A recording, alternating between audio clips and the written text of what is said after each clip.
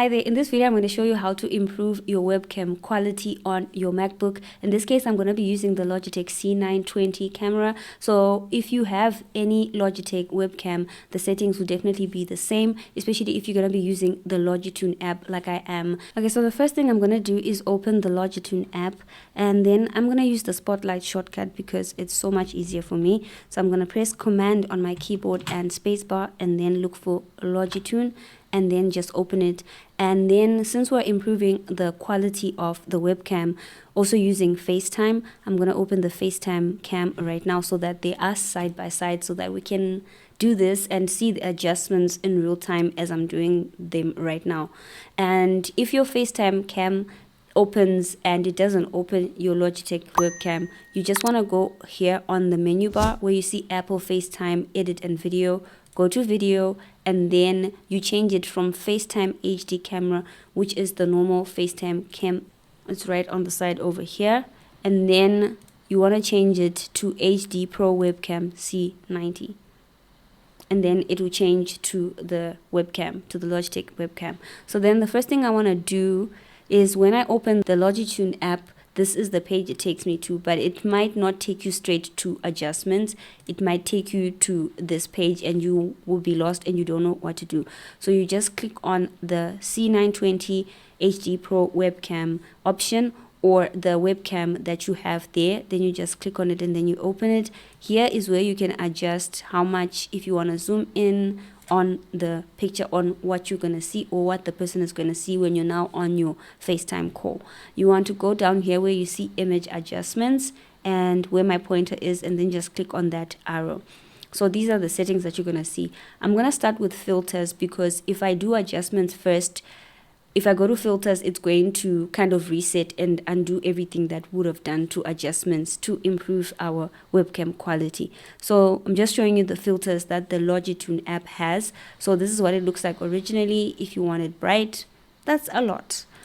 You can choose Blossom or Forest, and then this is what it shows you. And then you can just cycle through the filters and then choose what you want. I'm really excited about using the adjustments, because then I feel like I'm in control of how my picture is going to look. So I'm going to put it back to original because I don't want to be looking that blue. So then you can ignore the anti-flicker. It automatically just adjusts to what your webcam settings usually come with. I'm going to leave autofocus unless you don't want it on autofocus and you want it on manual focus, then you can do that. And then on auto exposure is when we're going to start changing things. I'm going to switch off auto exposure and go back to manual settings. So on the manual settings, this is how the exposure is looking. So I'm trying to make sure that my skin is the star of the show and not exactly my clothes, because I'm wearing something bright. It's going to be overexposed either way. So it's either I want my jacket to show properly or I want my skin to show properly. So then I'm going to adjust the exposure a little bit up until it gets to here. Yes, my jacket is a little bit blown out, but it's okay. Everything else, even my background, is starting to look good. And then I can also just adjust on gain. Don't focus on the numbers, just focus on how the picture is looking, because whatever settings, if I tell you to put on 500, your settings might not be looking the same because the room that you're in is different. Right now where I am, it's raining, it's gloomy, it's not looking nice, so I'm gonna need a bit more light, a bit more exposure. And I do have a light with me, like the room light, just to make sure that you can see what I'm doing. And then once I'm happy with that, I'm moving on from the auto exposure settings, and then I'm going to switch off the auto white balance settings over here as well. So then I want a little bit of warmth. Like I told you, where I am, it's raining, there's no warmth anyway, there's no natural light or sun. So I just want to feel a little bit happy, but not too much, because I'm starting to look yellow, and unless I want to make it look like I have a lot on, it's not going to look good. So right here is where I'm happy. But maybe where you are, it's a little bit too warm and you want it to look a little bit cooler, and if that's what you want, then you can go ahead and play around with the sliders. I'm gonna keep it right here. I think I'm good here. And then I'm gonna go to brightness and just tweak it a little bit. Yeah, I'm liking how it's looking so far. And then contrast. Do I want my skin to be, ooh, that's a bit too much. That's a bit too much. Contrast, I just moved it a little bit, and a little bit of saturation, a little bit of color on me.